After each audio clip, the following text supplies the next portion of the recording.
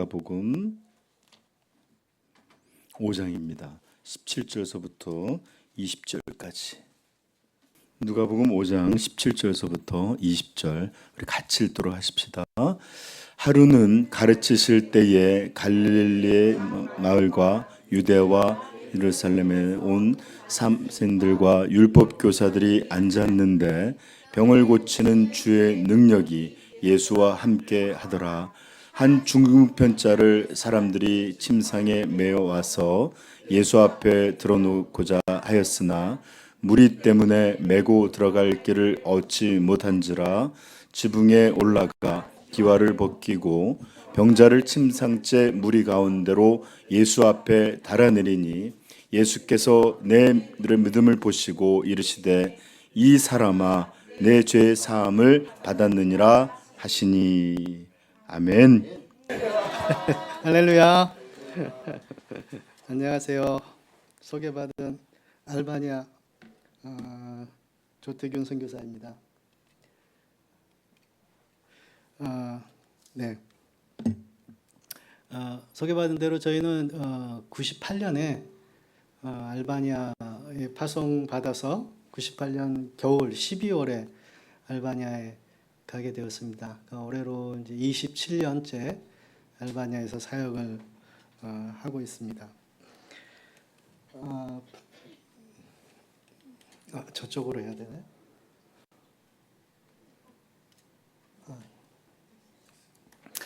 네, 저희는 이제 아들 하나, 딸 둘 이렇게 있고요.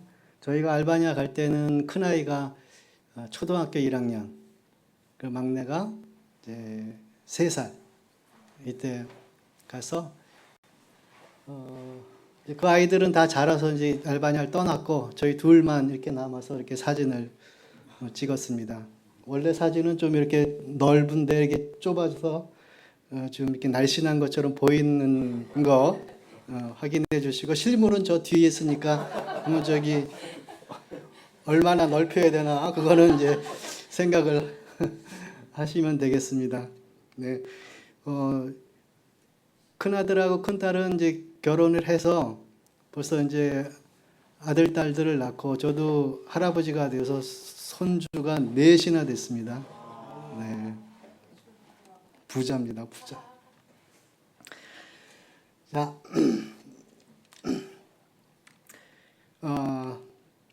사람이 말하고 행동하는 데는 다 이제 이유가 있죠. 그리고 그 사람이 어떤 말을 하는가, 또 어떤 방식으로 말하는가, 혹은 또 어떤 방식으로 살아가는가에 그렇게 살아가게 되는 이제 이유들이 있잖아요. 그리고 왜 그렇게 말하는지, 왜 그렇게 생각하는지, 왜 그렇게 행동하는지 따지고 보면 그 사람들이 무엇을 믿는가에 따라서 그들의 삶의 모습들이 다 바뀌게 되죠. 한 가지 아주 극단적인 예를 들어보겠습니다. 어떤 사람이 깊은 우물에 빠졌어요. 자기 혼자 이렇게 도저히 헤쳐나올 수 없기 때문에 그 밖을 향해서 소리치죠. 구해주세요. 어떤 사람들이 지나가면서 그 상황을 어떻게 대처하는가, 아주 극단적인 예입니다. 불교 신자가 그 소리를 들었어요. 그리고 그 우물 앞에 가서 그 빠진 사람을 보면서 이렇게 이야기합니다. 오늘 당신이 당하는 그 모든 일들은 그 이전에 혹은 이전 생애에 당신이 행했던 모든 일에 대한 업보로서 주어지는 것이기 때문에 그것을 지금 현재의 어려운 상황을 당신이 이렇게 변화시키려고 해서는 안 되고, 그 상황을 잘 감내함으로써 다음 생애에 더 좋은 그런 환경으로 태어날 수 있도록, 존재로 태어날 수 있도록 그렇게 해야 된다. 그러니까 지금 이 상황은 당신이 전생에 행했던 모든 일들의 업보이기 때문에 잘 감내하세요. 그리고 그냥 지나가 버리는 거예요. 두 번째는 이제 이슬람 교도가, 회교도가 와서 그 상황을 보고 이야기합니다. 하나님은 정의로우신 분입니다. 알라는 정의로운 하나님입니다. 이렇게 얘기했겠죠. 사람이 지금 당하는 모든 일들, 그리고 앞으로 당할 일들은 당신이 얼마나 살아가면서 의로운 일들, 정의로운 일들을 했는가에 따라서 그 정의로운 일을 많이 해서 악한 일보다 더 많이 했다면 하나님께서 당신을 구해 주실 것이고, 만약에 그것이 반대가 되어서 악한 일을 정의로운 일보다 더 많이 했다면 하나님은 정의로우신 분이기 때문에 당신은 심판을 받을 것입니다. 그러니까 하나님의 공의를 기대하세요. 그리고 그냥 지나가 버리는 거예요. 세 번째 사람이 왔습니다. 그리스도인이 왔어요. 그 상황을 보고 그 도와달라고 외치는 그 사람의 상황에 아무런 질문 없이 주변에서 어떻게 하면 그 사람을 구원할 수 있을까? 여러 가지 방법을 고안하는 거죠. 그렇게 밧줄을 찾아서 내려주어서 그 사람을 구해 주었다는 거예요. 아주 극단적인 예지만 그 사람이 무엇을 믿고 있는가에 따라서 그 사람의 행동의 삶이 바뀐다는 것은 정확한 것이고, 따라서 무엇을 믿는가는 굉장히 중요한 것이라고 생각을 해요. 여러분, 우리를 가리켜서 그리스도인이라고 이야기하죠. 그 그리스도인이 가지고 있는 믿음은 성경으로부터 나오는 거죠. 주님의 말씀으로부터 우리의 믿음이 생겨나는 거예요. 믿음은 들음에서 나고 들음은 그리스도의 말씀으로 만미하는 거죠. 따라서 우리가 그리스도인이라면 우리의 언행 심사가 성경적이어야 한다는 것이고, 우리가 말하고 생각하고 말하고 행동하는 것들이 성경과 부합되어져야 한다는 것은 지극히 당연하다는 사실입니다. 저는 사람이 믿음의 세계로 들어가는 데는 반드시 거쳐야 될 문이 있다고 생각하는데, 그것을 신앙의 문이라고 제가 표현해 봤는데, 제가 생각하는 신앙의 문, 믿음으로 한 사람이 예수를 믿고 믿음의 깊이 있게 믿음으로 점점 들어가기 위해서는 반드시 거쳐야 될 문이 있는데, 저는 그것을 창세기 1장 1절이라고 생각합니다. 그리고 그렇게 믿습니다. 다시 말하면 참된 그리스도인이 되기 위해서는 창세기 1장 1절부터 그 믿음을 시작해야 된다는 거예요. 그리고 창세기 1장 1절을 믿지 못한다면 그분의 신앙은 제가 좀 의문을 갖게 되고, 또 스스로도 의문을 가져봐야 된다는 거예요. 여러분, 성경을 읽으시고 공부하시고 말씀을 들으실 때 때로는 이해되지 못하는 그런 말씀들이 있죠. 혹은 과연 이것이 사실인가? 이걸 이 말씀 믿을 만한 것인가? 의문을 갖게 된다는 거죠. 저도 마찬가지로 그런 의문들을 많이 가졌었고, 또 그것들을 헤쳐나감으로 인해서 이제 믿음이 성장하는 것이지만, 근데 여러분, 가만히 생각해 보면 우리가 가지고 있는 하나님의 말씀 가운데서 가장 믿기 어려운 말씀은 창세기 1장 1절이에요. 여러분, 그 신약 성경이나 혹은 구약 성경에 과연 이런 일들이 있을 수 있는가, 이런 말이 사실일까 하는 그런 의문을 가져보신 그 부분들이 있겠죠. 없으셨으면 더 좋겠지만 있었다고 한다면 한번 생각해 보세요. 여러분이 의문을 갖고 있는 그 말씀이 더 큰가, 아니면 무에서 유를 창조하신 하나님의 창조 사건이 더 큰가를 생각해 보세요. 어떤 것이 더 크죠? 저는 창조 사건보다 더 큰 사건은 성경에 없다고 생각해요. 그리고 그게 사실이고요. 그러니까 다시 말하면 성경의 모든 말씀들이 창세기 1장 1절에 속해 있는 거예요. 그것을 그 창세기 1장 1절을 믿으면 성경의 나머지 부분들은 자연적으로 믿어지는 거죠. 자연적으로 안 믿어져도 믿을 수밖에 없는 거죠. 왜냐하면 그것이 더 작은 부분들이니까.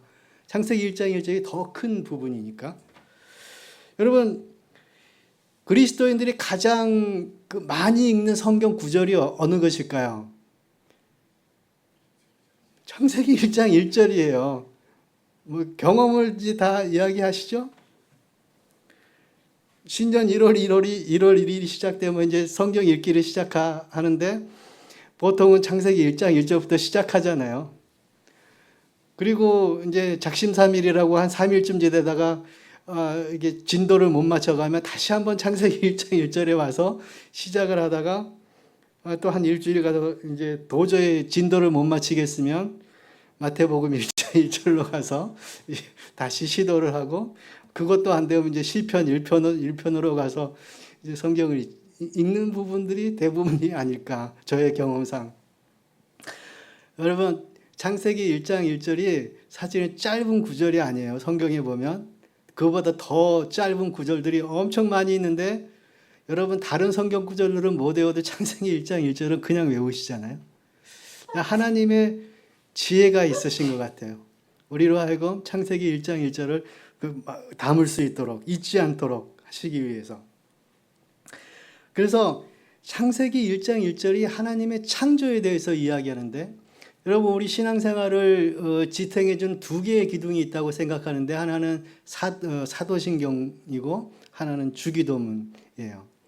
여러분 사도신경에서 우리가 우리의 신앙을 고백하면서 하나님에 대한 신앙의 고백은 단 한 절이죠.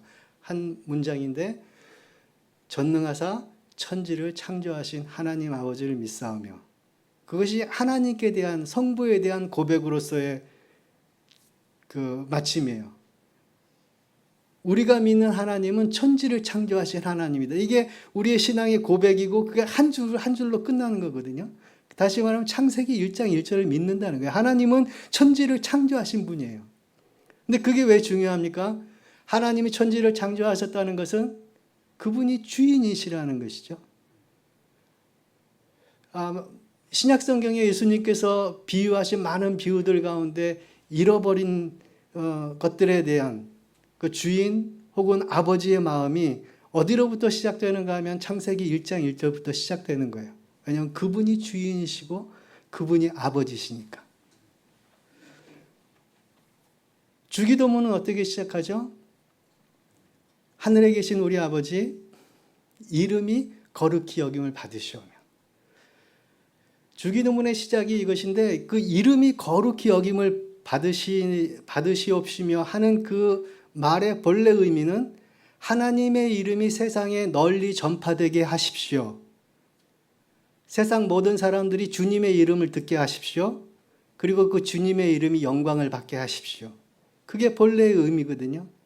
그러니까 사도신경이나 주기도문이나 똑같은 신앙 고백으로 시작되는데, 그것은 하나님이 주인이시라는 것이고 그분이 모든 것의 주인이시고 아버지시고 그분이 잃어버린 모든 것에 대해서 관심을 가지시고 찾으시고 구원하시기를 원하신다는 그 말씀입니다.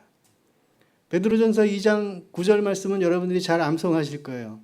그리스도인이 누구인가?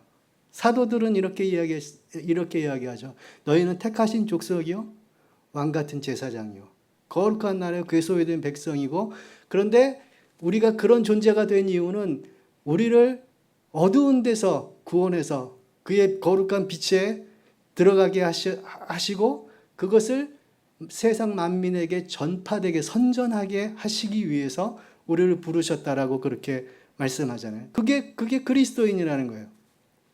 자, 다시 처음으로 돌아가면 그리스도인은 성경의 말씀대로 살아가는 사람들이고, 성경이 무엇을 말씀하시는가가 우리의 삶을 정의하게 돼 있어요. 누가복음 24장 44절 49절 말씀은 여러분이 잘 아는 말씀입니다. 24장 말씀은 예수님께서 승천하시기 직전에 제자들에게 하신 말씀이에요. 예수님께서 한 번은 이런 말씀을 하셨죠. 너희들이 성경에서 영생을 얻는 줄 알고 성경을 상고하거니와 이 성경 말씀이 곧 내게 대해서 증거하는 것이다. 예수님은 말씀하시기를 성경은 예수님에 대해서 증거하는 것이라고 말씀하셨는데, 이 누가복음 24장 말씀은 예수님께서 승천하시기 전에 그것을 좀 더 풀어서 설명을 해주셨습니다. 어떤 내용이 성경에 기록되어 있는가. 그러면서 설명하시기를 율법과 선지자와 시편에 나를 가리켜 기록된 말씀이 이제 이런 것들이다라고 설명하시는 내용이거든요. 우리가 아는 것처럼 예수님 당시에는 신학은 아직 존재하지 않았으니까 구약을 표현할 때 율법과 선지자라고 이렇게 표현하면 이제 구약을 표현하잖아요. 더군다나 거기다 시편까지 이야기하면 성경에 한 권도 제하지 않고 율법과 선지자와 시편, 구약 성경 전체가, 오늘날 말로 하면 성경 전체가 나에 대해서 증거하는 것인데, 무엇을 증거하는가 하면 예수의 탄생과 고난과 죽음과 부활과 이 모든 것들이 성경에 기록되어 있는데, 거기서 끝나지 않고 여러분들이 누가복음 24장을 나중에 읽어보시면 이 모든 것이 예루살렘으로부터 시작해서 온 천하에 증거되어져야 할 것이 기록되었다. 예수님은 성경이 자신에 대해서 증거하는 것이라고 말씀하시면서 그 증거의 내용이 무엇인가 하면 예수의 탄생과 고난과 죽음, 부활, 그리고 그 모든 것들이 예루살렘으로부터 시작해서 온 천하에 증거되어져야 한다는 것이 기록된 것이 성경이다. 그리고 마지막 절에 뭐라고 말씀하셨는가 하면 너희는 이 모든 일의 증인이라. 그렇게 말씀했습니다. 따라서 성경이 만약 우리가 성경을 믿는다면, 그리고 성경을 따라 사는 사람들이라고 한다면 회피할 수 없는 한 가지 책임이 있는데, 그것은 복음을 예루살렘으로부터 시작해서 온 천하에 증거해야 된다는 것입니다. 그것이 그리스도인이에요.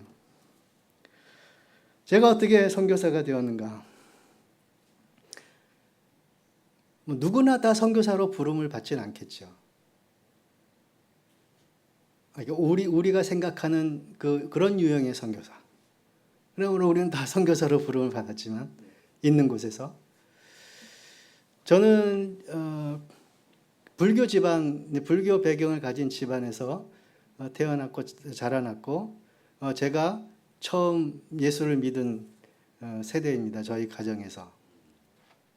그러니까 저는 신앙적인 배경이 없어요. 그러니까 제가 제일 부러워했던 것은 기도하시는 부모님들, 신앙의 대를 이어오는 그런 가정들, 볼 때 참 부러웠고, 신학교를 갔을 때 제일 기죽었던 것은 신학교에 오는 모든 동기들, 거의 대부분의 동기들은 목사님 아들, 장로님 아들, 권사님 아들, 이런 이제 친구들이 오는데, 저는 그냥 부모님들이 아직 그때까지도 예수를 믿지 않고 있었으니까 굉장히 기죽었고 제일 부러웠던 것들이에요. 그래서 저를 면접하시던 그 교수님이 면접을 하는데 어떻게 이 학교에 왔어요? 그러더라고요. 그럼 여러 가지 의미가 있었겠지만 제가 느낀 거는 이런 신앙적인 배경도 없는 친구가 어떻게 신학교에 왔는가, 이렇게 질문하셨던 것 같아요. 그래서 그런 신앙적인 배경이 없었는데, 제가 중학교 때 저를 학교에서 전도한 친구가 있었던 거죠. 그 친구의 전도로 인해서 제가 믿음을 갖게 되고 또 여기 있게 된 거예요. 근데 감사하죠, 아주. 그래서 나중에 천국에 갔을 때 하나님께서 그 교수님 그 질문처럼 어떻게 여기에 왔니? 이렇게 물으시면 제가 여러 가지 대답하게 할 수 있겠지만 한 가지 대답은 저를 전도한 이 친구 때문에 제가 여기 왔어요. 이렇게 대답할 것 같아요. 근데 그 친구가 아주 아주 멋있는 친구도 아니었어요. 키도 다 큰 친구가 제 허리밖에 되지 않았고, 키가. 요즘은 어떻게 표현하지 모르지만 그 당시 표현을 하면 난장이었어요. 난장이. 그리고 손이나 발도 정상적이지 않았고, 쉽게 말하면 다 반토막, 팔도 반토막, 다리도 반토막. 근데 그 친구가 저를 전도한 거예요. 근데 그 친구 때문에 제가 구원을 받은 거죠. 자, 그럼 다시 한번 질문하겠습니다.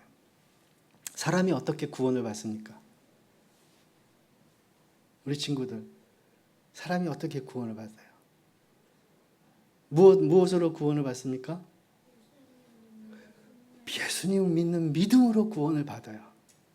누구의 믿음으로 구원을 받아요? 예수님의 믿음으로 받아요. 누가 믿어야 돼요? 그렇죠. 자기 자신이 믿어야 돼요. 자기 자신의 믿음으로 구원을 받아요. 근데 저는 나중에 하나님이 그렇게 물어보실 때 제 믿음으로 구원받았습니다가 아니라 이 친구 때문에 구원을 받았습니다 라고 대답할 거란 말이에요.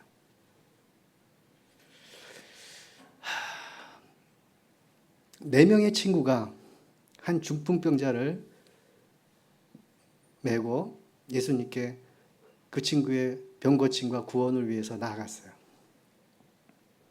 누가 어떻게 구원을 받아요? 자기 믿음으로 구원을 받아요. 근데 예수님께서 뭐라고 말씀하시는가 하면 이 네 사람의 믿음을 보시고 이 사람을 구원하셨다. 이렇게 말씀하신다는 거죠. 자, 지금 신학을 배우는 시간이 아니라 실제적인 부분들을 이야기하는 거니까 좀 이제 우리가 교리를 배우는 것과는 다를 수 있겠지만 예수님이 뭐라고 말씀하시는가 하면 이 네 사람의 믿음을 보시고 이 사람들의 믿음 때문에 이 사람을 구원했다 이렇게 말씀하신다는 거죠. 여러분, 우리가 자기 자신을 위해서 기도도 하지만 우리가 타인들을 위해서 기도할 때가 많잖아요. 누구의 병 고침을 위해서, 누구의 구원을 위해서, 모든 사업을 위해서, 어려움들을 위해서, 혹은 세계 선교를 위해서 기도하는데 그냥 교리적으로 그 사람이 믿어야 그가 구원받는다라고 이야기한다면 참 의미 없는 이야기인 것 같아요. 반면에 우리가 기도하는데 나의 이 기도로, 나의 이 믿음으로 그 사람이 병 고침을 받고 그 사람이 예수를 믿고 그 사람의 문제가 해결되고 하는 이런 믿음이 없다면 사실 우리가 뭐하러 기도하겠어요? 그런 믿음이 있고 그런 기대가 있기 때문에 기도하는 거 아니겠습니까? 그리고 수고하는 거겠죠. 바로 그런 믿음을 통해서 하나님이 역사하신다는 거예요. 그리고 그것이 선교사를 파송하고 그 선교사와 그 선교사의 사역과 그 선교지의 영혼들을 위해서 기도하는 개개 성도들과 교회의 그런 믿음의 기도를 통해서 그 사람들이 구원을 받게 되는 거죠. 제가 한 친구의 전도를 통해서 구원을 얻었다고 하는 것처럼 그분들도 그런 믿음의 사람들의 역사를 통해서, 기도를 통해서, 협력을 통해서 구원을 받게 된다는 것입니다. 따라서 이 네 사람이 보여주었던 그 믿음의 역사가 사실 세계 선교를 움직이는 역사가 되는 것이고 많은 영혼들을 변화시키는 역사가 된다는 것이죠. 그것이 우리들이 감당해야 될 부분이라고 저는 생각을 합니다. 그래서 그 친구의 간절한 기도와 전도와 또 빵 사준과 아이스크림 사준과 이런 것들을 통해서 제가 구원을 받았고 지금 여기에 서 있고 또 그런 간증을 여러분들에게 할 수 있는 거죠. 많은 분들이 선교사들, 저뿐만 아니라 선교사들을 보면 어떻게 선교사가 되었습니까? 라고 질문을 하거든요. 여러분들도 하실 수 있겠죠. 제가 어떻게 선교사가 되었을까요? 그 종신대 그 신학교가 산을 끼고 있습니다. 그래서 많은 신학생들이 그 산에 가서 기도를 해요. 그 산에 그 기도굴도 있고 기도를 해요.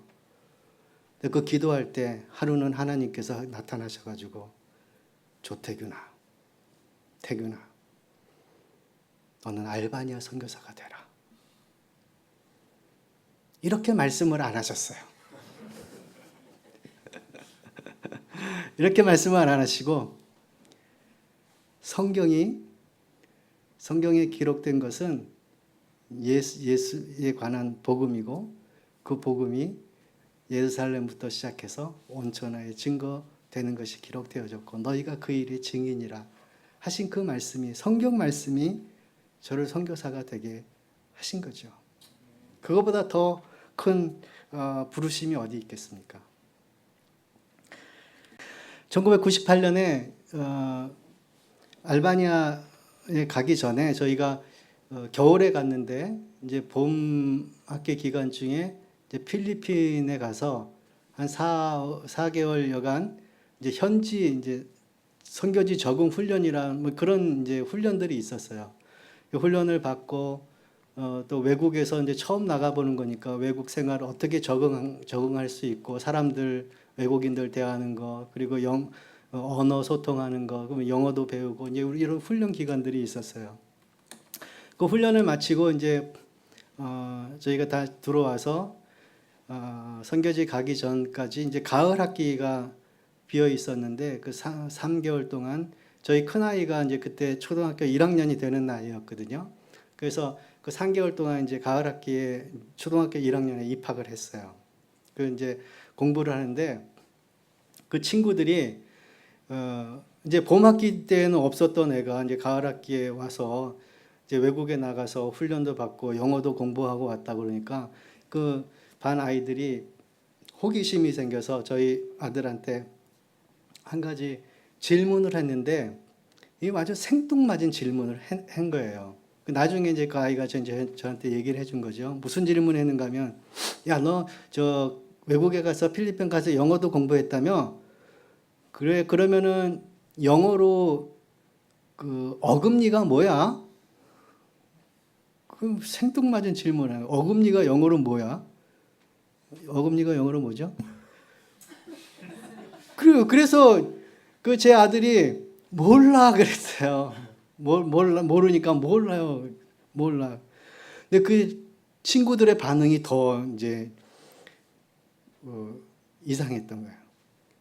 야, 영어로 어금니가 몰라래. 그 다들 몰라가 영어 이제 어금니라고 생각한 거죠. 근데 나중에 이제 영어 사전을 찾아보니까 어금니가 정말 몰라더라고요. 오. 자, 이제 지금 핸드폰으로 다 찾아볼 수 있습니다. 지금 목사님은 아실 거예요. 그래서 MOLAR, 몰라, 어금니. 근데 그 친구는 뭐 자기가 알아서 얘기한 게 아니라 몰라서 몰라라고 했던 거죠. 근데 그게 맞춰졌어요. 신기하죠? 자, 여기서 퀴즈 나가겠습니다. 상금이 있습니다. 10,000원 빵. 자, 학생들에게 우선권이 있습니다. 자, 알바니아 말로 사과를 뭐라고 할까요? 그거는 영어 같은데. 맞아요. 나오세요. 자, 10,000원 빵.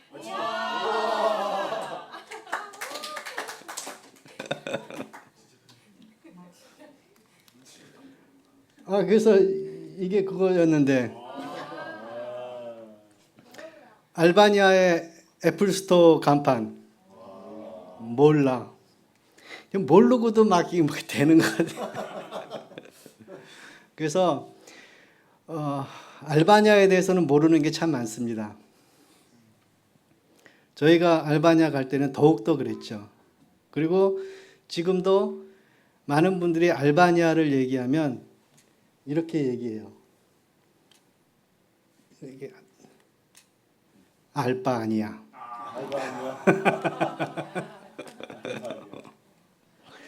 알바 아니야.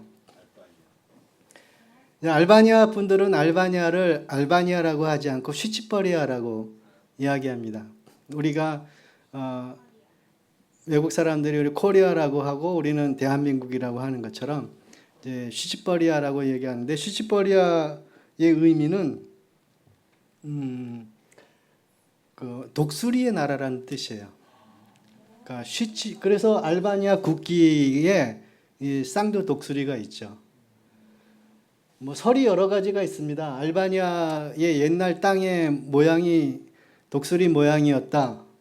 아니면 독수리의 기계를 표현한다. 뭐 이런 얘기 있지만 어쨌든 슈치뽀냐 독수리라는 말에서 알바니아 슈치버리아 독수리의 땅이라고 이야기하고요. 알바니아어를 알바니아어라고 하지 않고 슈칩이라고 이야기합니다. 그러니까 독수리와 관련된 말들이 많이 사용하고 있습니다. 알바니아는 보시는 것처럼 발칸반도 남서쪽에 자리 잡고 있고요. 발칸반도의 맨 끝에 있는 나라가 그리스거든요.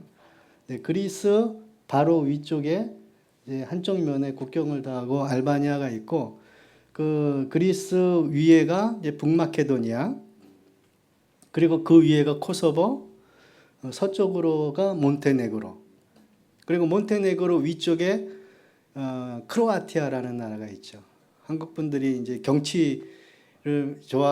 경치가 아름답다고 해서 가고 싶어하는 나라 크로아티아가 있고 알바니아는 거기에 파묻혀 있고 그 왼쪽에 있는 부분이 이제 바다인데 지중해죠. 그 부분을 이제 아드리아해라고 이야기하고 성경에도 아드리아해가 나오잖아요.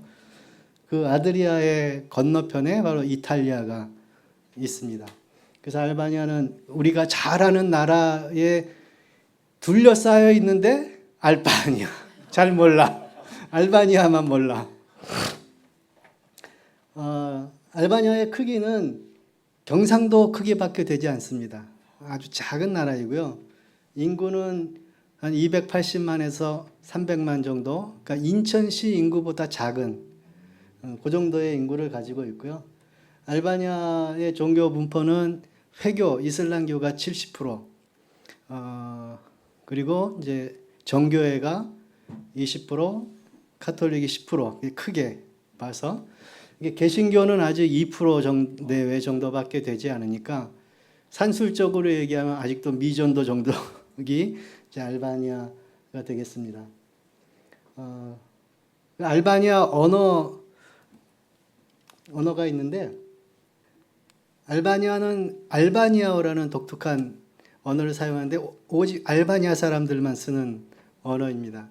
보시는 것처럼 인도 유로피안 언어의 뿌리에서 나오자마자 퍼진 가지가 그 알바니아어이고요. 그 이후에 이제 많은 언어들이 있으니까 가장 뿌리에 해당하는 언어 그리고 가장 오래된 언어 이렇게 생각하시면 될 것 같고요. 동양인들이 배우기 어려운 언어 가운데 이제 알바니아가 그래서 속하게 되죠. 알바니아 분들이 외국 사람들 특별히 저희들에게 늘 질문하는 것은 너희 나라의 그 언어의 알파벳이 몇 개야 이렇게 물어보거든요. 왜냐하면 알바니아어의 알파벳은 36개가 돼요.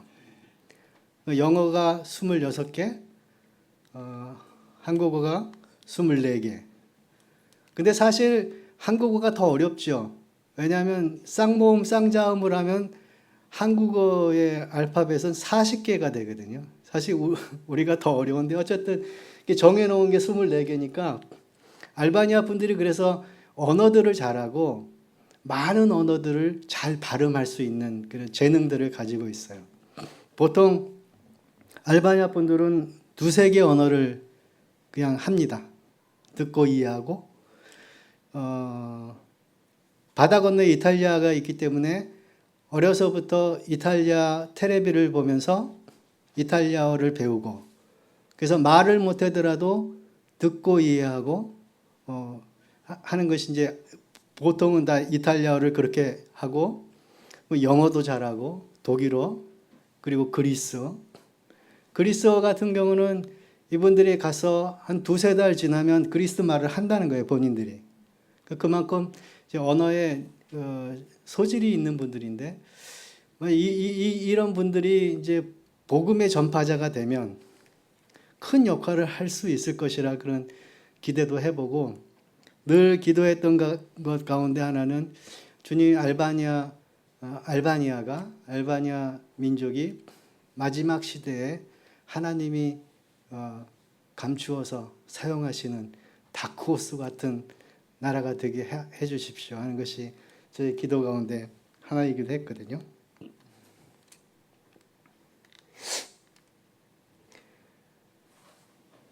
우리에게는 알바니아가 익숙하지 않지만 사실은 성경에 알바니아에 대해서 기록을 하고 있습니다.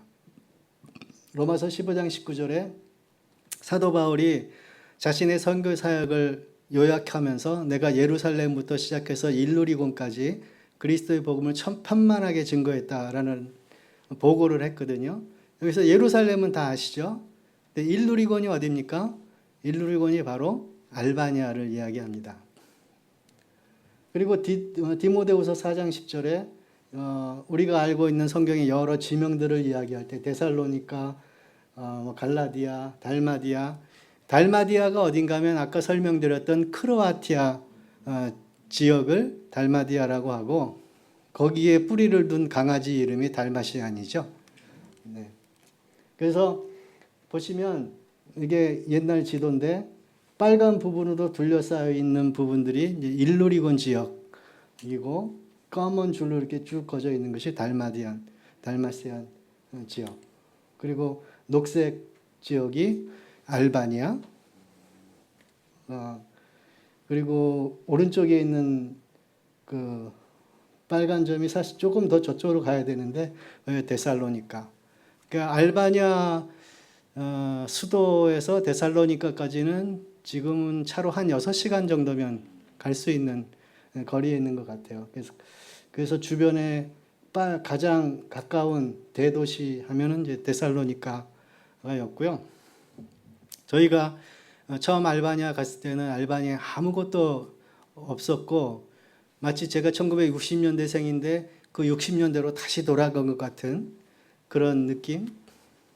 얼마나 물자가 없었는가 하면 비닐봉지 하나가 너무 귀해서 아주머니들이 그 비닐봉지를 버리지 못하고 그것을 빨래해가지고 빨래줄에 널어서 사용했던 그런 나라였고 그 돈이 있어도 살 물건들이 없었기 때문에 선교사님들이 맘먹고 1년에 한 번 정도 다 같이 차를 타고 티라나에서 데살로니카까지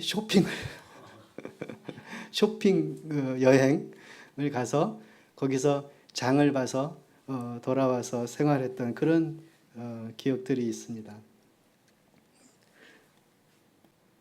우리가 아는 것처럼 흔히 드는 것처럼 모든 길은 로마로 통한다.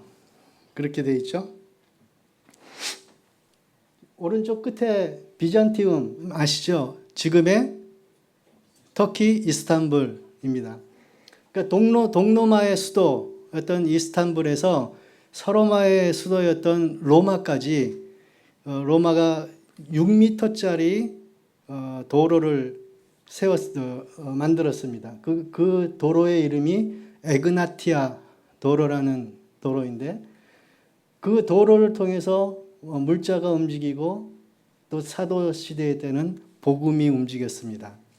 그리고 비잔티움에서 시작해서 그 바다를 건너기 전에 도착했던 두라시움이라는 도시가 있는데 알바니아의 제2도시 두로스라는 도시가 있는데 그 항구 도시가 옛날에 두라시움이라고 불렀죠.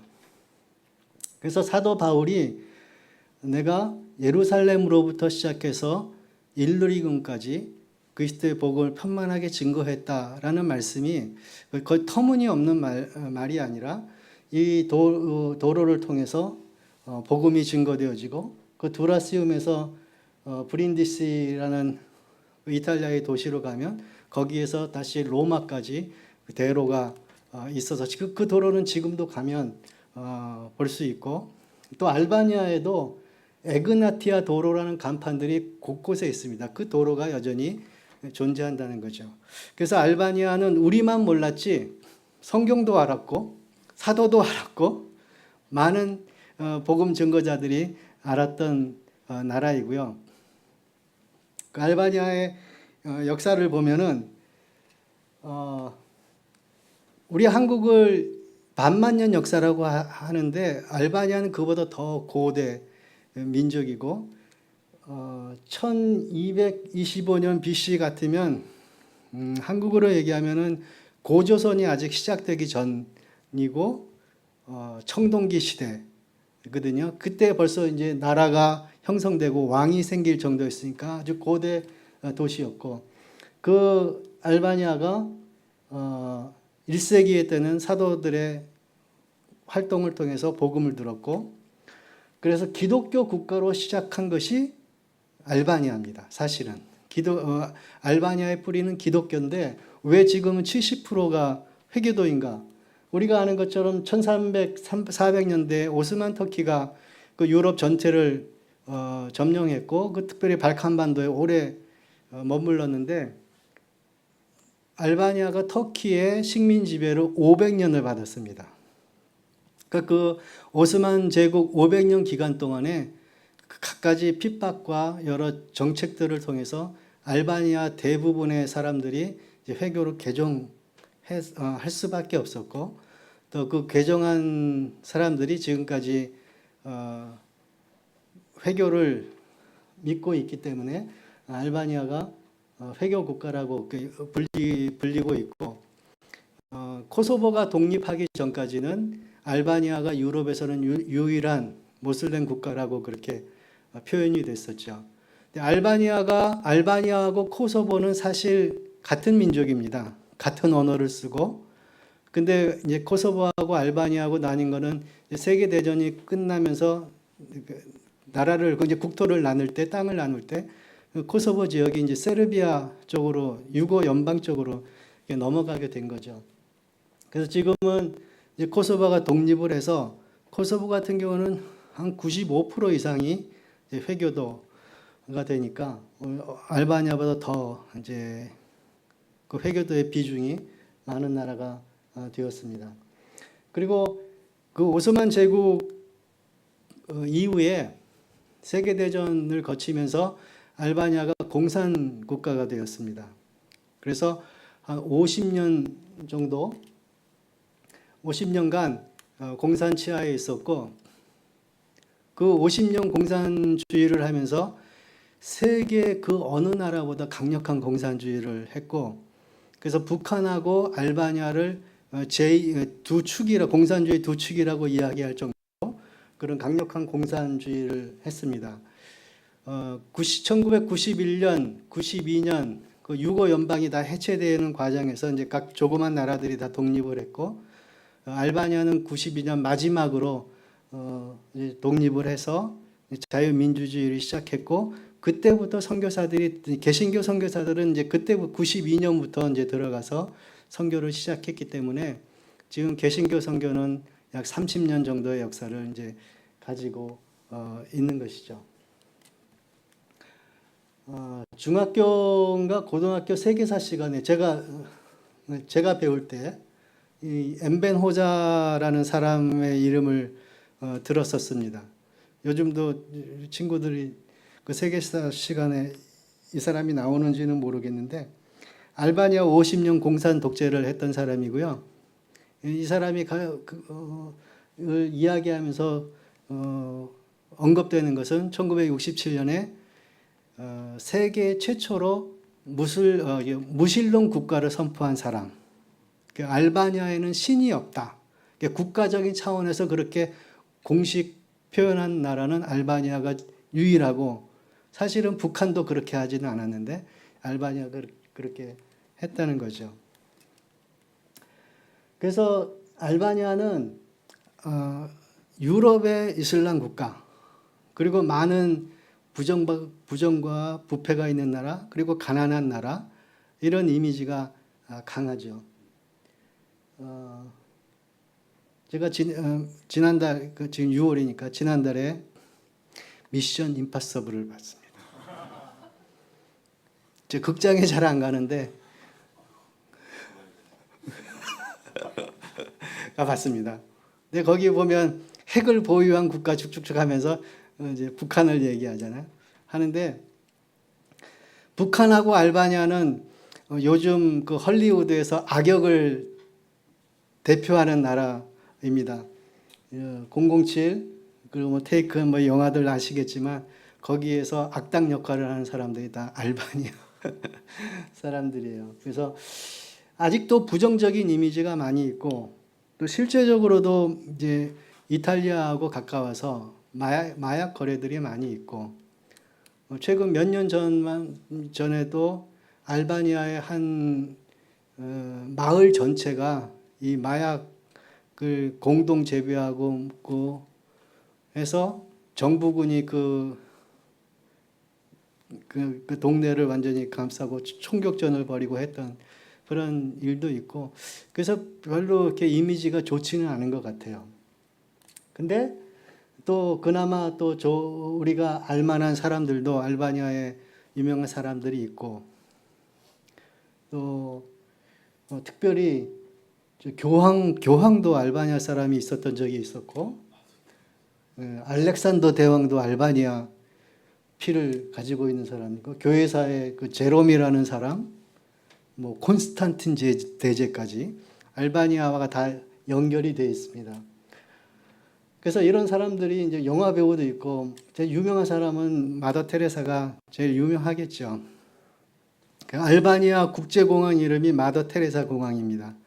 그래서 여러분들이 알바니아 오시면 그 테레사 공항을 통해서 입국하시게 되는데, 그 맨 왼쪽에 있는 저 사람은 누군지 아시겠어요? 뭐 알 바 아니죠, 뭐. 아니, 저 사람은 아타투르크라는, 아타투르크 하면은 터키 국제공항이 이름이 아타투르크 공항이죠. 그러니까 현재 근대 터키의 국부예요. 근대 터키를 시작한 사람, 가장 존경받는 터키 대통령이고, 터키 모든 화폐에 저 사람의 초상이 들어가 있는데, 저분이 이제 알바니아 사람이라는 거죠. 그래서 알바니아가 이름은 없는데 중간중간 그런 우리가 알만한 분들도 있습니다.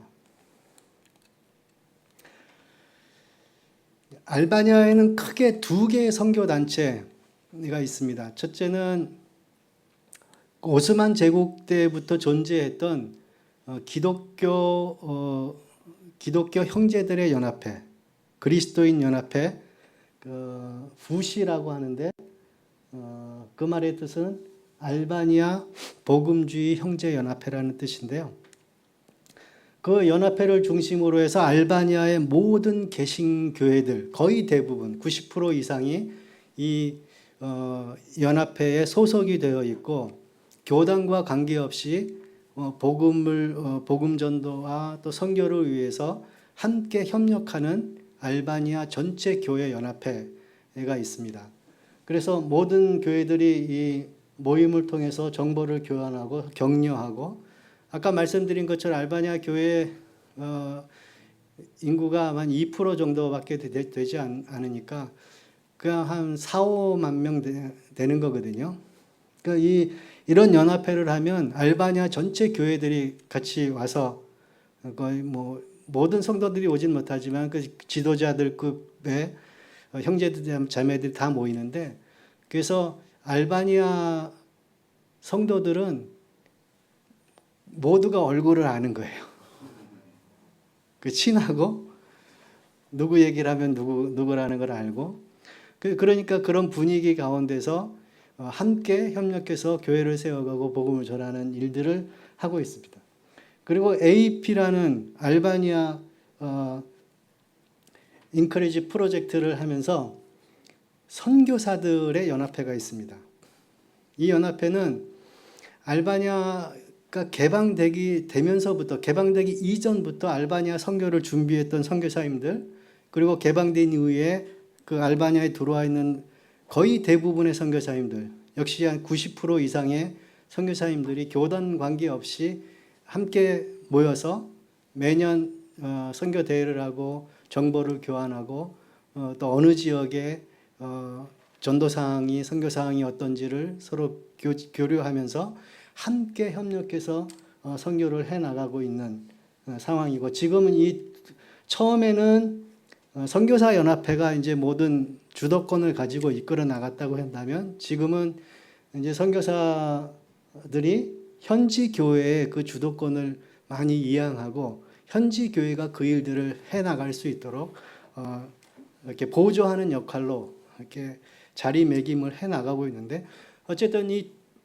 두 단체를 통해서 알바니아 선교가 다른 그 어떤 선교지에서 볼 수 없는 그런 연합과 또 협력을 통한 선교를 아주 모범적으로 이루어 나가고 있는 그런 좋은 예를 보이고 있는 선교지라고 그렇게 소개해 드릴 수 있겠습니다. 다시 한번 저희의 사진을 보시게 되었는데요. 98년에 저희는 이제 저희 사역을 이제 좀 어떤 일을 해왔는가 말씀드리고, 아까 본문으로 돌아가서 이제 정리를 해보려고 합니다. 보통 이제 가면은 이제 언어를 배우게 되는데, 당시만 하더라도 이제 막 알바니아가 어디에 있는지도 몰랐으니까 한국에서 알바니아어를 배울 수 있는 곳이 없었죠. 지금도 뭐 외대에도 아직 알바니아 학과는 없지만 알바니아어 사전은 있어요.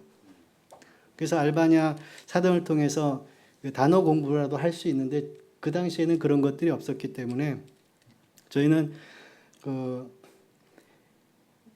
언어 선생님을 통해서 이제 알바니아를 배우는데, 문제는 그 언어 선생님이 한국어를 못 하신다는 게 어려움이죠. 그래서 어떻게 알바니아를 배우는가? 영어를 통해서 알바니아를 배우는 거예요. 근데 문제는 뭡니까? 저희가 영어를 못 한다는 거예요. 그러니까 아주 이중삼중의 고생을 하면서 이제 알바니아를 배운 거죠. 이 사진은 이제 저희가 처음 알바니아로 파송받을 때 그때는 김포공항으로 나갔었고, 알바니아 공항에 활주로에 내려서 다 그 활주로에서 짐을 찾아가지고 짐을 끌고 이렇게 여권 검사를 하기 위해서 갔었죠. 마치 그 시골 그 시외버스 정류장 같은 그런 곳이었는데, 이제 순간순간 이제 배운 것들은 그런 것들이에요. 기대를 낮추면 모든 것에 감사할 수 있다. 저희가 사실 알바니아를 잘 모르기도 했고, 또 그 당시만 하더라도 선교지에 가면 가장 어려운 것들을 생각하잖아요. 아무것도 없을 것이다. 그래서 사실은 모든 것들을 다 포기하고 갔었기 때문에 그 포기한 것 이상의 것들을 발견한다든가, 그 이상의 것들을 하나님께서 보여주실 때 그 모든 것들이 감사하는 조건들이 되더라고요. 알바니아에 갔더니 양병기예요. 감사하죠. 비대가 있어요. 그 당시에 한국은 비대가 거의 뭐 없었을지도 모르겠는데 비대가 있어요. 감사하죠. 아이들 학업을 어떻게 할까? 공부를 아이들을 어떻게 시켜야 될까? 그랬는데 선교사 자녀들이 모여서 공부하는 학교가 있어요. 기대하지 않았던 것들인데 하나님께서 그렇게 만들어 주심으로 감사하게 되는 거예요. 그래서 지금도 후배 선교사들이 오면 제가 꼭 해주는 말이 있는데 그게 이거예요. 선교지에서 기대를 낮추면 모든 것들을 감사하게 될 것이다. 근데 너무 기대를 하면 모든 것들의 불평과 불만을 하게 될 것이다. 그 말씀을 얘기해 주는데, 그리고 동양 사람들이 유럽에 갔을 때 항상 듣는 말이 중국 사람, 키네즈라고 하는데 중국 사람 멸시받고 좀 하등 국민 취급을 받는 이런 것들이 사실은 적응하기에 좀 힘들었던 부분들도 있고, 어떤 선교사님들은 지나가는데 그 현지인들이 와가지고 그냥 물을 머리에다 쏟고 가기도 하고, 그 놀림을 많이 받았죠. 그리고 동양인들이 항상 그래도 좀 젊어 보이는데, 저도 이제 수염을 기른 게 하도 어리게 보여서, 물론 거기 사람들이 이제 수염을 기른 사람들이 많이 있고, 하도 어려 보이니까, 그래도 제가 나갔을 때가 35세 갔는데, 이 중학생, 초등학생들이 저보고 막 이 친구처럼 대하고, 그런 것들이 하도 좀 힘들어서 제가 좀 늙어 보이려고 수염을 길렀는데, 수염을 기르나 안 기르나 똑같더라고요. 예. 그래서 이분이 저희 최초의 이제 언어 선생님이셨고, 저분을 통해서 이제 알바니아어를 배웠죠. 근데 언어 배울 때 항상 그런 질문을 하잖아요. 왜 이렇게 표현하지? 왜 이런가? 항상 저희 오선교사가 항상 질문, 왜 이렇게 표현하지? 왜 이렇지? 제가 하는 말, 그 사람들이 그렇게 표현하는 거를 왜라고 하면 어떡하겠어? 그거 받아들여야지.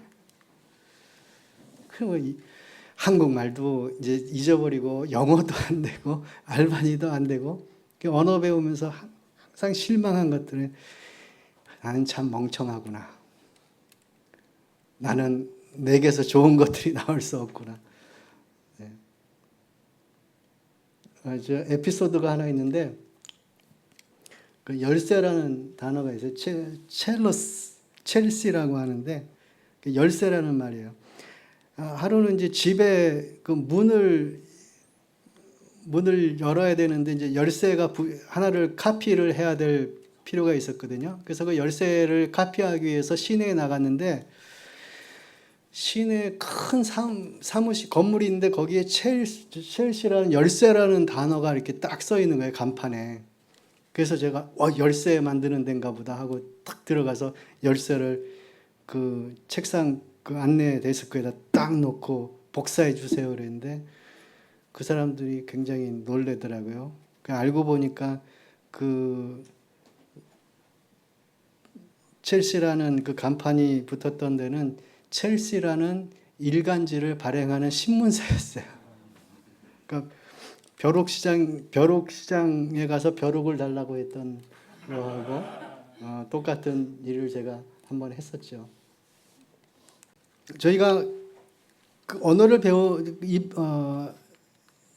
알바니아에 입국하자마자 그 다음에 어떤 일이 있었는가 하면, 코소보 사태가, 한국도 아마 기억을 하실 거예요. 코소보 사태가 있었는데, 그 세르비아에서 알바니아계 인종을 이제 청소하기 위해서, 몰아내기 위해서 이제 그 코소보 사태가 있었는데, 그때 코소보 난민들이 이제 알바니아로 대거 유입이 돼서 본의 아니게 이제 난민 사역을 처음에 하게 되었던 적이 있었습니다.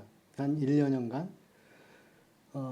저 코소보 사태를 통해서도 배운 것이 있다면, 우리가 복음을 전하는데 두 가지 방법이 있다고 이야기하거든요. 첫째는 가는 거, 가서 전하는 거. 두 번째는 와서 복음을 듣는 것. 그리고 그 두 개 중에도 각각 또 두 개로 나누죠. 자발적으로 하는 것, 그리고 핍박에 의해서 가는 것, 오는 것도 자발적으로 오는 것, 핍박에 의해서 오는 것. 근데 가장 최악의 경우로 온 사람들이죠, 알바니아에. 근데 그분들이 아까 말씀드린 것처럼 95% 8% 이상이 이제 회교도인데 코소보는 그분들이 와서 알바니아에 머무는 동안에 교회들과 연결이 되고 또 복음을 듣고 가게 된 것. 그리고 그 과정을 통해서 알바니아에 있던 선교사들이 그분들이 다시 코소보로 갈 때 그분들과 같이 가서 코소보에 교회를 세우고 또 사역하는 그런 선교사님들이 생겼다는 거죠. 그러니까 우리는 알 수 없어요. 어떻게 복음이 증거될지. 그건 하나님만이 아시는 것이고 또 하나님이 하시는 방법이에요. 지금도 감격스러운 기억나는 것 하나는 그 코소보에서 왔던 한 가정의 한 여학생이었는데 아마 이 정도 나이가 됐었을 것 같아요. 앞에 있는 학생들. 근데 그 여학생이 이제 마지막 이제 다시 코소보로 돌아가기 직전에 교회에서 찬양을 하나 불렀어요.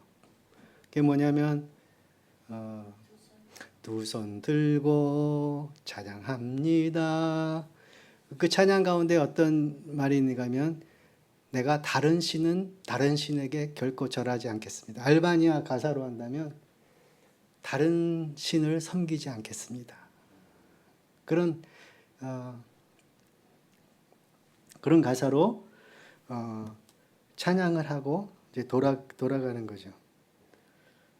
그러니까 만약에 그 어려움, 그들의 삶에 그런 어려움들이 없었다면 어떻게 됐을까? 그 사람들이 어떻게 복음을 받았을까? 하는 그런 생각도 하게 되고, 그래서 모든 것들이 하나님의 역사 안에서는, 하나님의 계획 안에서는 선한 것들로 변할 수 있겠다. 네. 네, 다음 기회. 네.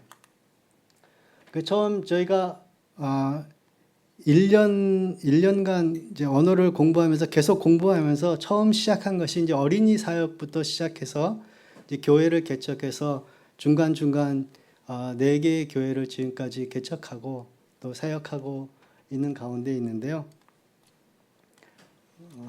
뒤로 한번 넘겨주시겠어요? 네. 아니요. 뒤로. 네. 어린이 사역을 저희가 처음 시작했던 그 동네의 모습인데요.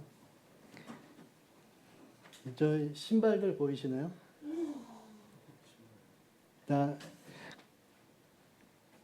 저희가 사역하면서 다 그 신발을 벗고 방에 들어오게 했었거든요. 조그만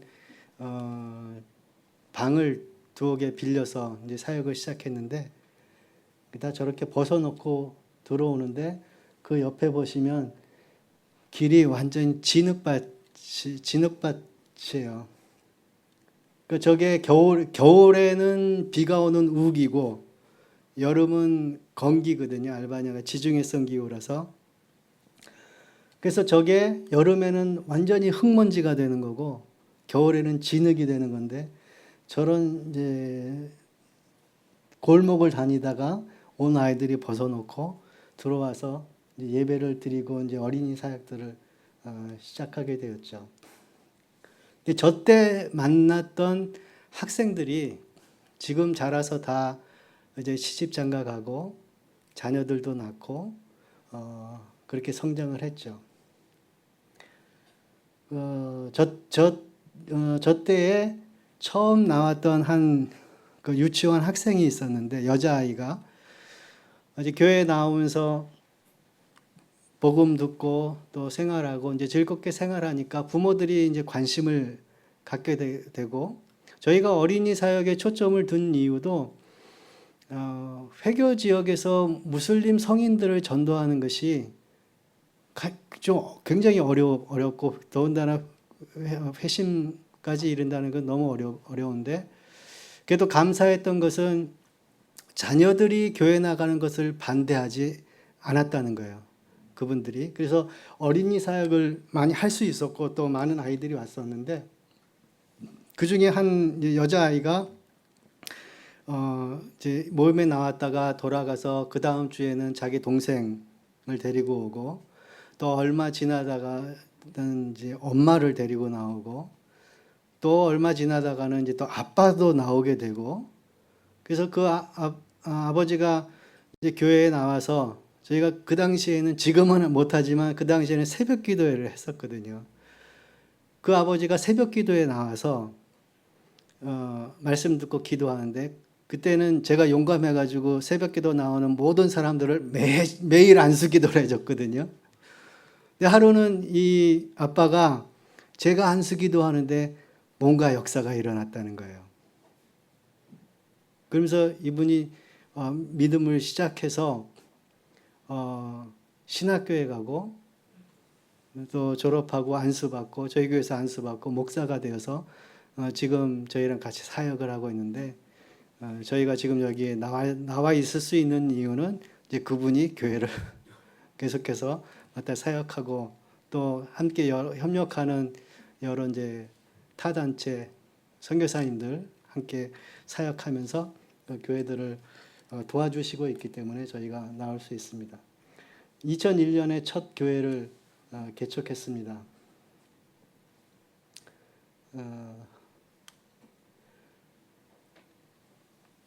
그 당시에는 교회터가 없었기 때문에 또 집들도 그렇게 큰 집들이 없었고 알바니아 가정집에 보통 방 하나가 3m, 4m 정도의 그 방들을 가지고 있는데 그게 큰 방인 거예요.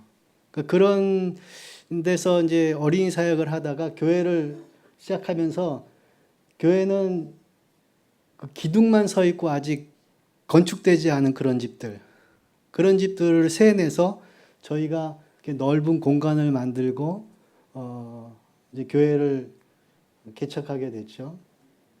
그리고 저기 벽돌에 보시면은 사람들의 이름이 많이 써 있는데 그 당시 교인들 이름 저기다 벽돌에다 그 미장하기 전에 다 써서 너희들이 교회의 벽돌이다, 기둥들이다 해서 그런 뭐 일들도 해봤고 저기 기타를 배우고 있는 저 해맑게 웃고 있는 저 아이는 그때 중학교 1학년, 2학년 되는데 지금은 장성에서 아들, 딸 둘을 낳고 저희에게 첫 알바니아 손자를 안겨준 그런 형제가 되었고 저 위쪽에 세 번째 까만 옷을 입고 있는 저 형제는 당시 뭐 같은 1학년, 2학년이었는데 지금은 성장해서 가정을 이루고 세 남매를 두고 있고 그리고 저 친구는 알바니아 기독교 방송국에서 파송을 해서 코소보의 기독교 방송국을 런칭을 했거든요. 그 코소보 기독교 방송국의 책임자로 가서 사역을 하고 있습니다. 저 친구는 그 부모님들이 하루는 저를 만나서 뭐라고 얘기했는가 하면 얘가 일을 해서 돈을 벌어야 되는데 교회에 너무 많이 나온다. 어떻게 책임질 거냐? 이렇게 그러려면 아예 돈을 주고 얘를 사라. 그랬었거든요. 근데 뭐 인신매매를 할 수 없었지만 어쨌든 그러던 친구가 알바니아 기독교계에서는 중요한 역할을 하고 있고 지금 현재 알바니아 아까 말씀드렸던 후시라는 그 기독교 연합 단체를 그 지탱하고 있는 그 지도자 급의 모든 사람들하고 같이 어깨를 같이 하면서 이렇게 사역하고 있는 아주 보람된 그 선교의 열매라고 생각이 됩니다. 그래서 그 최초의 세례 장면인데요. 그때 여기 이제 첫 세례를 받은 분들의 사진이고요. 그러니까 요분이 이제 목사가 되신 분이에요. 아버지, 부인. 그리고 이 친구가 그 기독교 방송국에 가 있는 친구고 이게 첫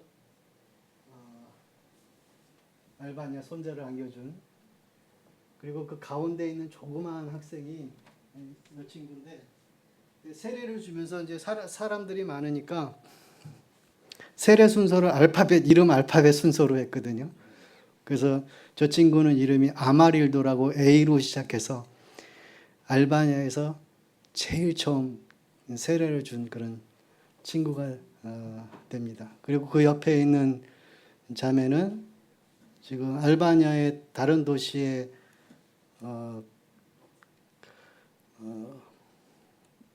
슈코드라라는 큰 도시가 있는데 그 도시에서 목회하고 있는 목회자의 사모가 되었습니다. 결혼식 하는 거, 목사 안수 받아서 가운 입는 거. 그리고 두 번째 교회는 2008년에 저희가 세웠고, 역시 이제 어린이 사역을 중심으로 해서 교회가 개척되었고, 두 번째 교회부터 개척하는데 그래도 좀 수월했다? 수월했던 것은 첫 번째 교회에서 자라난 형제 자매들이 있으니까 같이 협력하면서 사역을 할 수 있었고, 또 저 때부터 시작해서 이제 단기팀들이 단기팀들이 이제 알바니아에 이제 자주 오게 되었어요. 그런 단기팀들과의 협력과 도움을 통해서 이제 교회들이 세워지게 되었죠. 넘겨주시면 되었고, 네. 그 세 번째 교회는 2011년에 시작되었고요. 네, 여기 보시면 이제 교회가 개척되면서 선교사들에게 이제 기독거리가 되는 것은 어떻게 하면 이 현지 교회가 자립할 수 있는가에 대한 고민들이 이제 생기기 시작했고, 저의 경우에 그래서 그런 고민들을 많이 하면서 어떻게 하면 교회를 자립시킬 수 있을까? 그래서 많은 것들을 생각해 보았고 또 시도도 해 보았습니다.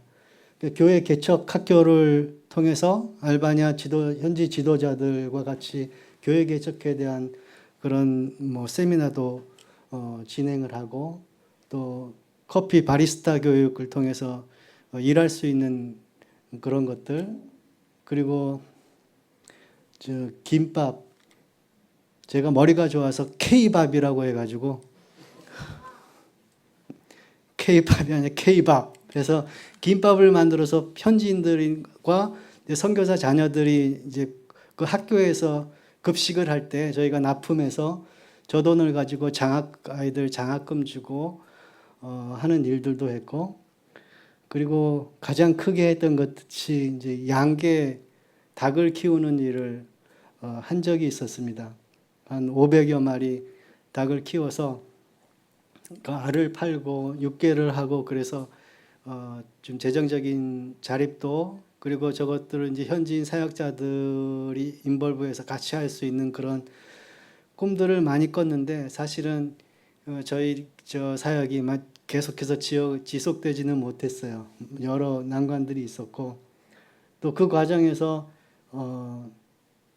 켄터키 프라이드 치킨이 아닌 코리안 프라이드 치킨, 닭 튀김 가게도 해보고 여러 가지 많은 사역들을 시도해 보면서 그 자립에 대한 고민들을 해봤습니다. 그리고 2018년에 이제 마지막 교회, 지금도 섬기고 있는 교회를 시작하게 되었는데, 이 교회가 아까 말씀드렸던 그 지도상에 맨 끝에 있었던 두러스라는 도시에 있는 교회입니다. 동네 이름이 커네트라고 하는데 그 나라 사전상의 의미는 시궁창이라는 뜻이에요. 근데 사실 동네 자체가 저는 이제 시궁창 같은 그런 지역에 위치해 있었고, 그래서 그 시궁창 같은 지역, 거기 교회가 이 사람들에게 소망이 되었으면 좋겠다라는 생각을 가지고 사역했고, 특별히 가난한 저 지역은 반 정도가 이제 집시 분들이 많이 계셔서 그 가난한 지역이고, 그래서 여러 이제 구제 사역과 돕는 사역들을 또 병행해서 하기도 했습니다. 역시 많은 단기 팀들이 와서 함께 협력하고 사역했고요. 네.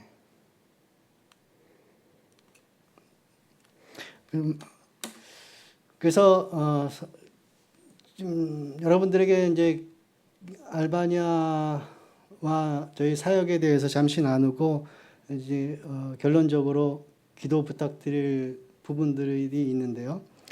아까 말씀드린 것처럼 알바니아 인구가 280만 정도라고 하는데 지금은 그보다 훨씬 더 줄었을 거예요. 알바니아가 해외 여행을 시작한 것이 불과 몇 년밖에 되지 않았습니다. 그 허락된 것이 그 자유여행 3개월 무비자로 해외에 나갈 수 있는 것이. 근데 그 이전에도 알바니아 청년들이 청년들뿐만 아니라 알바니아 남성들이 국경을 넘어서 그 해외에 나가서 그 돈을 벌어야 했기 때문에 많은 그런 불법 이민들이 있었거든요. 근데 지금은 그런 해외 여행이 자유롭기 때문에 많은 젊은이들이 해외로 나가서 일하고 돈을 벌어오게 되는데 문제는 이 나가는 사람들이 너무 많은 거예요. 그 젊은이들이 없어요. 저희 교회 같은 경우도 아까 말씀드렸던 그 주일학교 자라난 거의 대부분의 청년들이 해외에 나가 있어요. 조그만 교회이지만 그 해외에 나가 있는 지체들, 나가 있는 나라들 보면 9개, 10개 나라에 흩어져 있거든요. 그래서 알바니아, 저희 교회뿐만 아니라 알바니아 대부분의 교회들의 문제가 이제 주일학교도 약해지고 청년들이 없으니까 다음 세대나 다음 지도자들이 일어나기가 어려운 상황이 되어서 그런 부분에 대해서 여러분들에게 기도 요청을 드리고요. 말씀드린 것처럼 저희가 여러 개의 교회를 새롭게 시작하는 과정에서 또 사역을 진행하면서 단기 팀들과의 협력과 도움이 굉장히 컸는데 그런 부분에서 이 단기 팀 사역들이 계속해서 좀 활발하게 이루어졌으면 좋겠다라는 그런 생각을 가지고 있고 또 그런 기도를 요청드립니다. 사실 알바니아는 너무 멀고 비행 시간만 11시간, 12시간 걸리거든요. 거기에 이제 중간에 갈아타는데 몇 시간 지체한다면 뭐 거의 하루의 시간을 보내고 또 그만큼 또 이제 여행 경비가 많이 들기 때문에 한국 교회가 알바니아에 온다는 것은 사실 그렇게 쉬운 일은 아니지만 우리가 흔히 그런 이야기들 하잖아요. 한 영혼이 온천하보다 귀하다. 근데 말은 그렇게 하는데 실제적으로 그것을 실천해야 되는 순간이 되면 이제 고민들을 하게 되는 것 같아요. 그래서 선교에 있어서도 과연 이것이 효율적인가를 따지기 시작하거든요. 근데 물론 따져야 될 부분인 것 같긴 해요. 근데 어떤 부분에서 생각하면 한 영혼이 온천하보다 더 귀한데 영혼을 구하는데 효율이라는 말이 들어가는 것이 합당할까 하는 그런 의문을 가져보기도 하고요. 어쨌든 많은 그 희생이 필요한 부분인 것 같아요. 그래서 효율을 따진다면 가까운 동남아시아에 가는 것이 훨씬 효율적이고 또 좋겠죠. 근데 그것이 나쁘다는 것이 아니라 먼 곳에 있는 영혼들에 대해서도 우리가 헌신할 필요가 있지 않은가 하는 생각이 들고요. 코로나 이후에 선교사들, 뭐 선교달뿐만 아니라 해외에 나가 있는 분들, 특별히 뭐 유학생들 경우에 어려운 것이 환율 문제잖아요. 지금 달러의 가치가 너무 올라가 있고 한국화 하나의 가치가 너무 떨어지고. 근데 알바니아 경우에는 또 문제가 되는 것이 거기에다가 알바니아 화폐의 가치가 엄청 오른 거예요. 그러니까 이게 한쪽만 이렇게 된 게 아니라 달러만 이렇게 된 것이 아니라 알바니아 돈이 이렇게 되니까 격차가 이렇게 이제 생기는 거죠. 그래서 알바니아 선교사들이 지금 당면한 문제 가운데 하나는 이 환율 차에 의해서 예전에 한국에서 후원해 주셨던 똑같은 금액이 오는데 코로나 이후에 그 금액이 이 환율차만으로 50%가 줄은 거예요. 그러니까 이거는 정말 어려운 상황이고, 뭐 저희는 이제 둘밖에 없지만 이제 자녀들이 있어서 학교에 보내는 선교사님들 같은 경우에는 이번 학기는 누구를 휴학시킬까?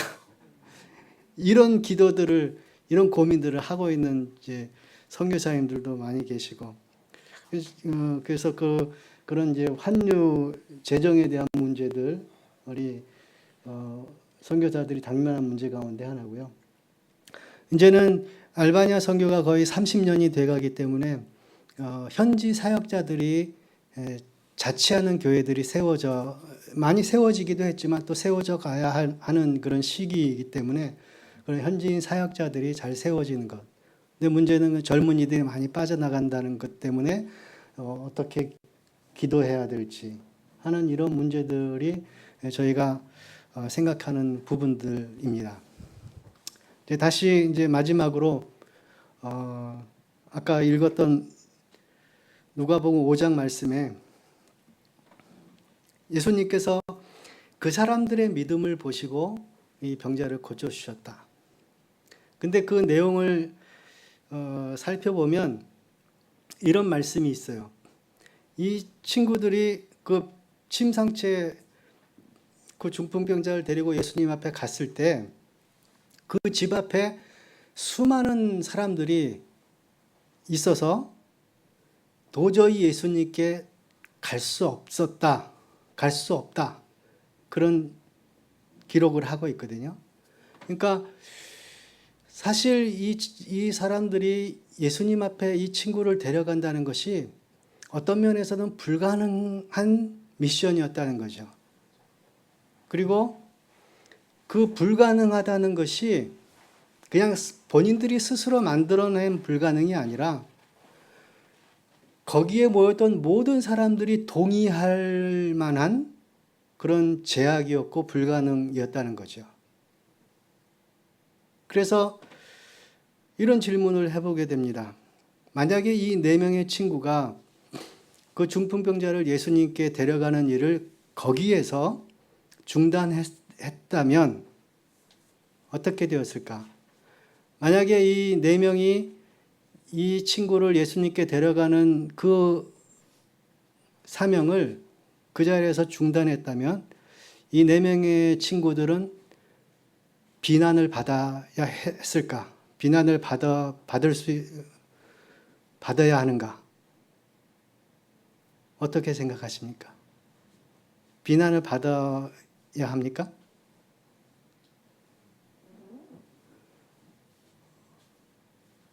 아니, 말씀하셔도 제가 아무런 말 저는 생각하기를 전혀 비난받을 만한 계제가 안 된다고 생각해요. 오히려 이분들이 그 상황에서 그 이상의 미션을 포기했다고 하더라도 거기에 모인 모든 사람들이 그들에게 대해서 박수를 쳐줬을 것 같아요. 여기까지 온 것만 해도 수고했다. 너희의 마음이 갸륵하다. 수고했어. 이건 안 되는 거야. 지금 이 상황에서 더 전진할 수 없어. 그래서 그들에게 박수를 쳐주고 격려해 주었을 것이라고 저는 생각이 돼요. 그리고 그 중풍병자 역시도 자기가 치료받지 못한 것에 대한 아쉬움은 있을지 몰라도 그 친구들에게 감사했겠죠. 이런 상황에서 여기까지 나를 데리고 와준 것만 해도 고맙다. 그렇게 했을 거예요. 그러면은 그렇게 해서 끝났다면 이 4사람은 본인들의 영광을 차지했을 수 있겠죠. 근데 이분들은 거기에서 포기하지 않았어요. 그리고 아무도 생각해낼 수 없는 그런 방법을 찾은 거죠. 그리고 남의 집에 허락도 없이 지붕을 뜯어내고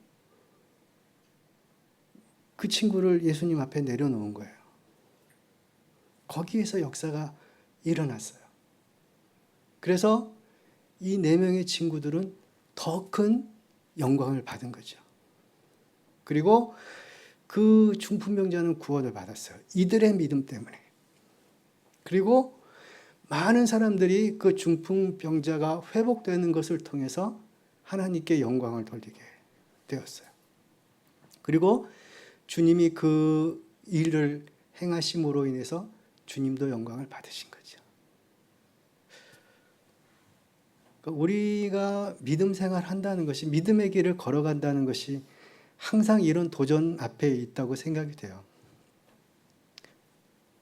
그리스도인으로서 사는 것이 녹록지 않잖아요. 그 녹록지 않다는 상황을 모두가 다 알고 있는 거예요. 담임 목사님도 알아요. 아시면서도 쪼우는 거죠. 근데 여러분들이 그 길을 포기한다, 그 자리에서 포기한다고 해도 사실 담임 목사님으로서 여러분을 책망하지는 못하실 거예요. 수고했어. 수고한 거야.